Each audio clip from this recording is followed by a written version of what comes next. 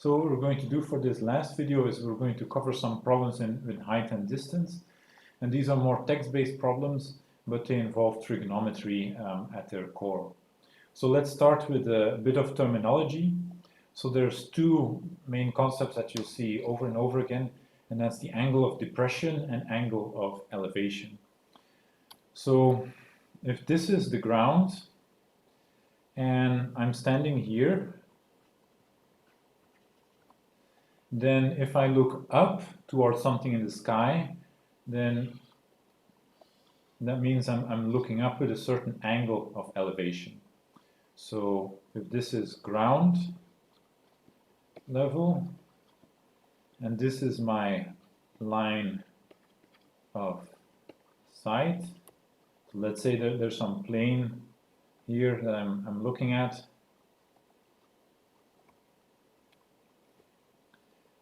Then this angle right here, actually let me put it in a color, that's going to be called the angle of elevation. And likewise, if I'm standing here, again, a bit bigger now, and this is again ground level, and I'm looking down towards something. So let's say I'm standing on top of a cliff here, and there's a small village in the distance. Some houses and some trees.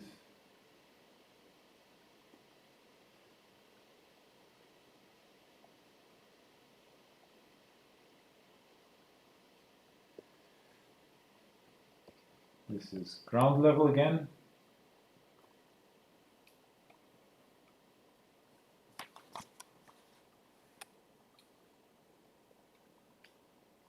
Ground level.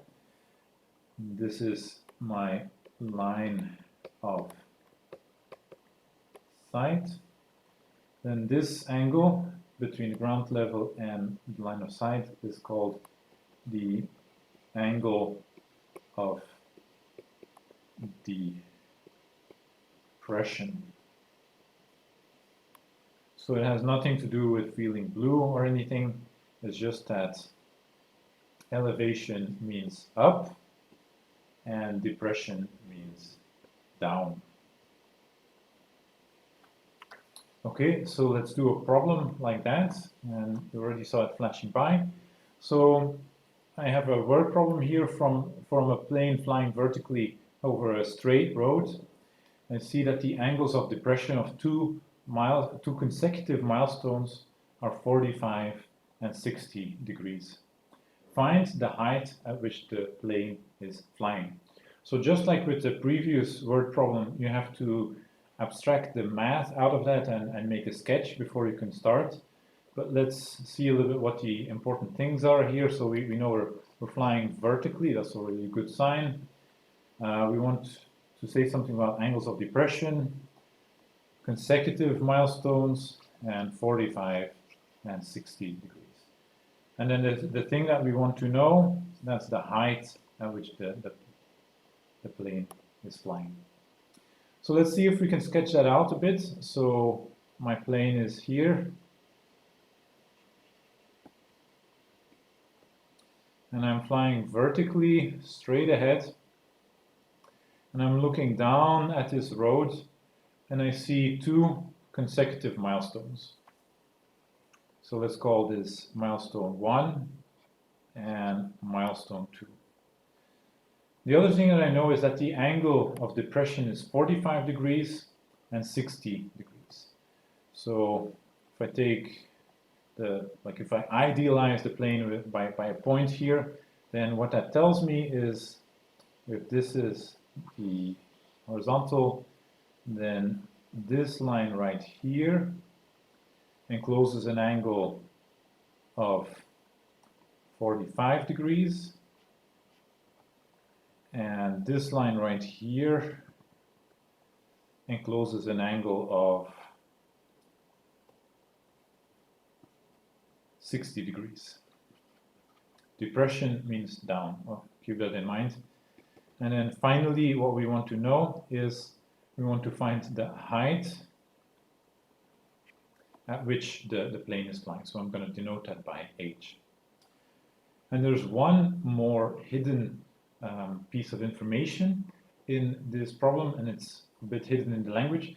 So here we know M1 and M2, they're milestones along the road. So you know if you're driving along the highway, there are milestones that say like, oh, you're 10 miles from Seoul, you're 11 miles from Seoul, or kilometers in this case. So what we also know is that this distance right here is 1. These are consecutive milestones. So that's 1. Okay, so let's see if we can do something with this. So first of all, let's have a look at some of the other angles so we can fill in already that this angle right here is 45 as well because it's complementary to that angle. This angle right here is 60. By the way, this is a right angle, and this is 30, and then this thing right here, which I'm not going to draw, is 45. So what does that tell us about the height? Well, let's first look at the triangle, and I forgot to give these names, so I'll call this point O and this point P. Let's look at the triangle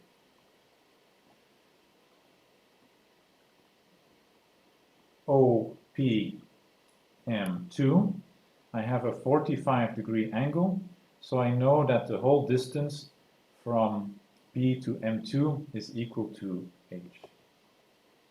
I can write it a bit more formally. I know that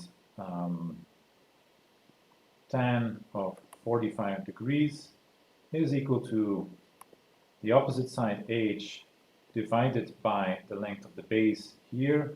That's PM1 plus M1, M2. And here I know tan of 45 degrees, that's 1. And likewise, the distance between M1 and M2, that's also 1.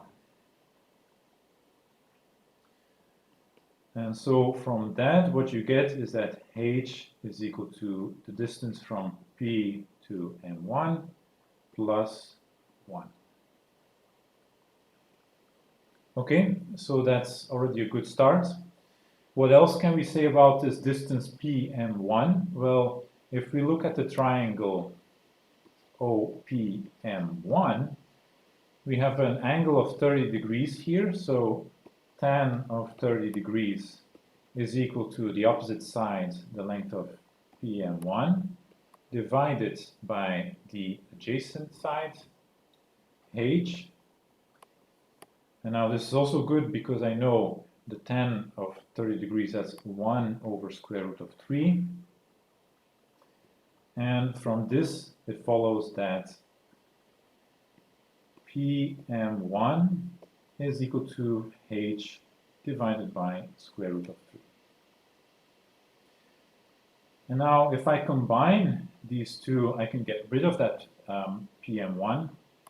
So from star, it follows that h is equal to h divided by square root of 3 plus 1. Now I just have to do a little bit of algebra, bring everything with h to the other side, get 1 minus 1 over square root of 3 is equal to 1. And then if I simplify that a little bit, I will get that, so square root of 3 minus 1 divided by square root of 3, flip that to the other side, so square root of 3 divided by square root of 3 minus 1. And this is our final answer for h. So that's one problem where we had to use some of these expressions that we've learned. What I would recommend is for height and distance problems, always try to find the right angled triangle. If you can do that, the problem becomes a lot simpler. Sometimes you can't do that, and actually we have a couple of problems where you'll see that in action. So I would like to finish this lecture for today with a couple of word problems for you, and the next video is going to be dedicated entirely to the solution. So let me move my face a bit out of the way, like this. Let me go through the formulations for the rest of this video. So in problem number 1, you are walking along the horizontal line, you see a town in the distance on a hillside, and you have the angle of elevation, 30 degrees. You walk 80 meters along the horizontal towards the town, and now you see the town at an angle of elevation of 60 degrees. Find the height of the town above ground level. So make a drawing, try to make a sketch, and then solve the problem. The second one is interesting. You have less data at first sight here. Man lies on the ground and observes that a temple and a flagpole on that temple subtend equal angles at his eyes. So he's looking at the temple and at the flagpole, and those two have equal angles. And you know that the height of the temple is 10 meters and the height of the flagpole is 20 meters. And what you're asked to do is find the subtended angles and the distance between the temple and the man. And then the last problem is a special one. So here you are not asked to find a height or a distance, you're asked to find a time. So Crown Prince Li Chang stands on the fortress walls and looks at the zombies that are rushing towards the fortress. And he sees a zombie first under an angle of depression of 45 degrees, and he shoots an arrow. And then 1 second later, the zombies come a bit closer, he shoots another arrow, and now he does that under an angle of depression of 60 degrees.